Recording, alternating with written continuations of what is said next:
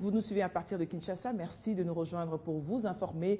Le chef de l'État, Joseph Kabila, a quitté Kinshasa ce mercredi pour Kampala, où il doit prendre part au 7e sommet extraordinaire des chefs d'État de la CRGL. Mais avant de s'envoler pour la capitale ougandaise, le président de la République a eu un entretien avec l'envoyé spécial du secrétaire général des Nations Unies pour la région des Grands Lacs, Mary Robinson. La situation sécuritaire était au centre de cet entretien et Mary Robinson était accompagnée du patron de la MONUSCO, de l'envoyé spécial des États-Unis pour la région des Grands Lacs, ainsi que du haut coordonnateur de l'Union européenne pour la région des Grands Lacs. Nous avons eu une très bonne rencontre avec le président Kabila. Nous sommes venus de la communauté internationale avec une voix très claire. Une voix que la communauté internationale veut la paix durable pour ce pays et surtout pour la région de l'Est, les Kivu. Et nous savons que nous-mêmes et le président, on va à Kampala pour ce sommet. Nous sommes ici pour soutenir le processus de l'accord cadre et nous comprenons les difficultés avec le M23. Et il faut que le M23 cesse ce conflit, tout à fait, permanemment. Et c'est pour ça que je crois que c'est une force que nous sommes ici avec une voix. Nous sommes d'accord l'un avec l'autre. Et je crois que le président a beaucoup parlé avec nous. Nous avons beaucoup d'échanges dans une façon très positive. Et j'ai dit au commencement que l'accord cadre, c'est un accord cadre d'espoir. Je le crois. Je crois que nous avons un moment, une fenêtre pour la paix. Il faut le saisir maintenant.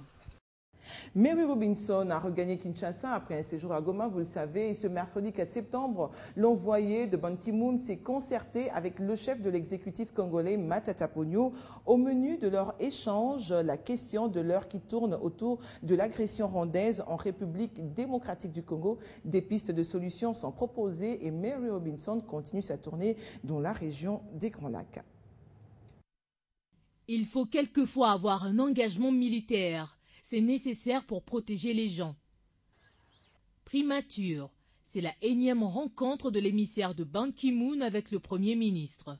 Oui, c'est ça. C'est dur, mais c'est bon quand même. Mary Robinson, l'envoyé spécial du secrétaire général de l'ONU dans la sous-région des Grands Lacs, a échangé avec Matata Ponyo pendant près d'une heure sur sa récente visite au Nord Kivu.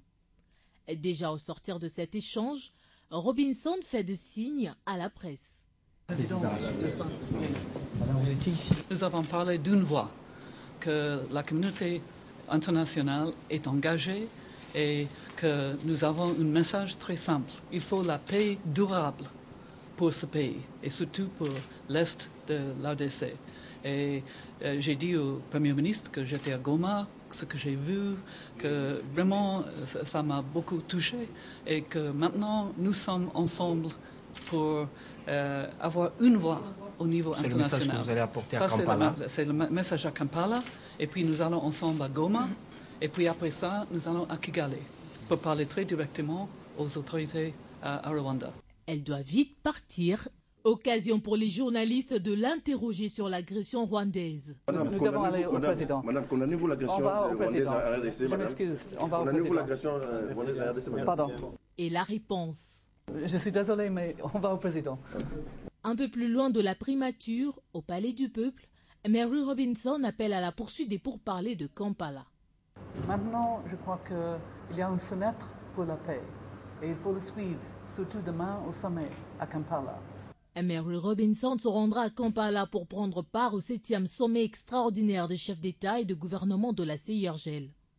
Pendant ce temps, Kinshasa attend de la médiation ougandaise une proposition d'accord qui doit mettre définitivement terme aux pourparlers de paix engagés depuis décembre dernier dans la capitale ougandaise. Parlons concertation nationale, je vous l'annonçais en titre, alors que les partis politiques et la société civile se préparent à prendre part à ce grand rendez-vous national qui vient d'être légèrement décalé. 7 députés membres de l'UDPS et 4 autres cadres de ce parti qui étaient jusque-là hésitants ont confirmé leur participation à ces assises. Ils l'ont déclaré au bureau du Présidium. Nous recevons justement à ce sujet Serge Mayamba, député et membre du groupe parlementaire allié pour des précisions. Bonsoir et bienvenue.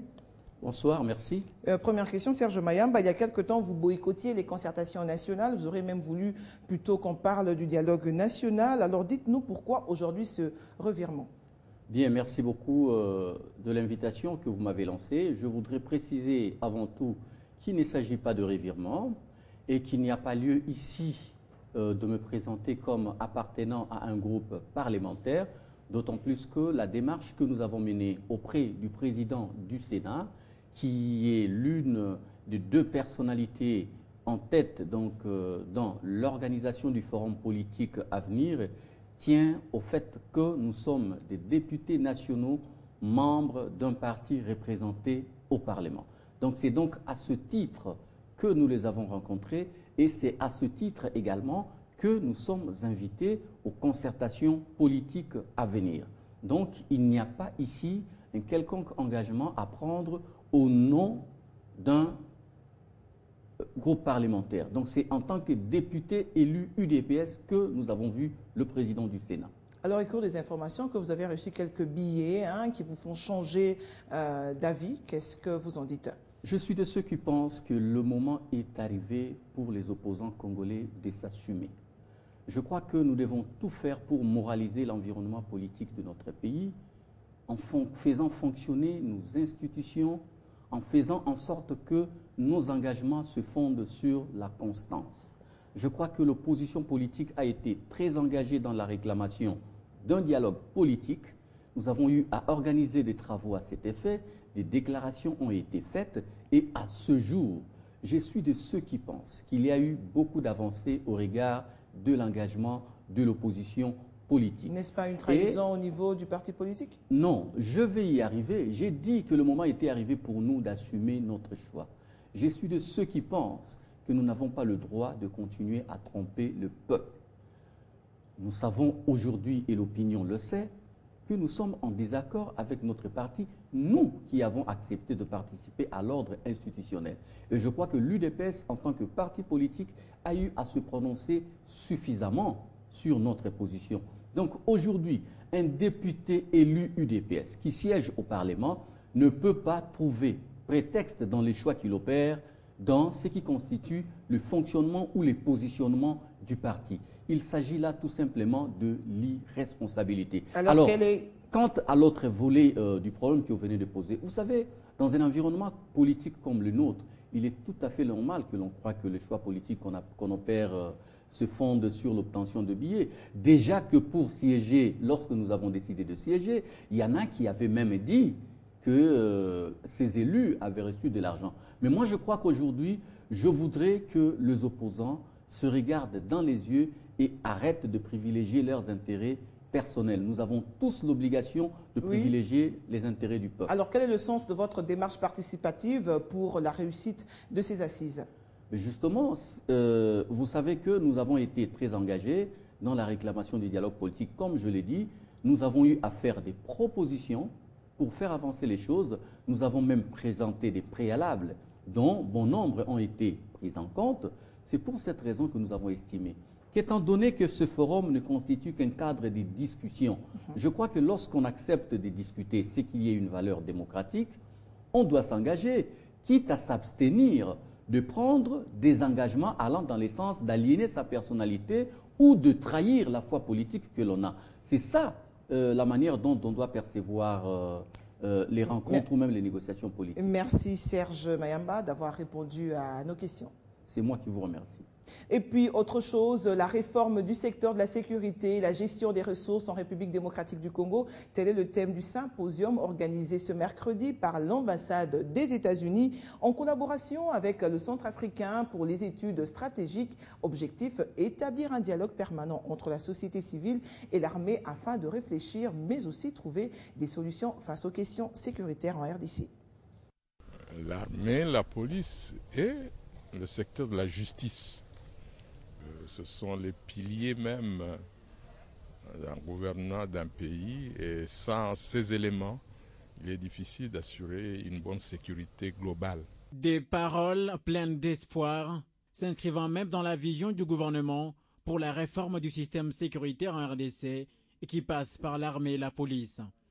C'est donc dans ce cadre que l'ambassade des États-Unis d'Amérique et le Centre d'études stratégiques ont mis en place cette plateforme afin de permettre aux hauts cadres de l'armée ainsi que les civils de réfléchir pour trouver des solutions face à la situation sécuritaire du pays encore précaire. Les participants, la grande partie des participants qui sont ici aujourd'hui sont des gens congolais qui ont participé à nos programmes académiques. Ils ont créé une amicale et c'est autour de cette amicale qu'on vient faire un symposium sur la réforme du secteur de sécurité. Un symposium qui tombe aussi à point nommé au moment où les forces armées de la RDC réalisent des exploits sur la ligne de front au Nord Kivu contre les rebelles du M23. C'est à bon point que cette formation arrive parce que notre armée a déjà prouvé maintenant qu'on peut compter sur elle et que si davantage on les conforte, on ajoute des capacités à cette armée et que donc demain, après-demain, nous n'aurons plus besoin de la MONUSCO, n'est-ce pas, de la brigade et consorts. Nous pouvons uniquement compter sur notre armée une fois totalement réformée. Aussi, avec la nomination récente des nouveaux officiers supérieurs et généraux dans sa chaîne de commandement et le recrutement de jeunes hommes de troupes, c'est donc une armée congolaise au sein de laquelle coule un sang nouveau. Tout à fait autre chose, l'Office congolais de contrôle a lancé ce mercredi un logiciel informatique dénommé OCC Export afin de réduire au maximum l'utilisation des supports en papier, mettre fin à la circulation de différentes copies communément appelées volets jaunes, volets bleus et verts et gagner même du terrain dans l'échange d'informations avec ses partenaires et clients. Le lancement a eu lieu à l'hôtel Sultani dans la commune de la Gombe par le représentant du ministre de l'économie et commerce Jean-Paul Memoyato.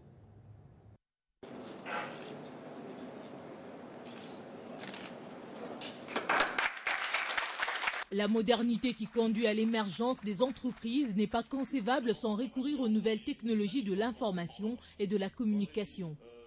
C'est dans cette optique que l'Office congolais de contrôle vient de mettre en place un système de gestion des exportations et d'échange d'informations qui intègre à la fois la gestion métier, les relations avec ses partenaires et ses prestations au quotidien.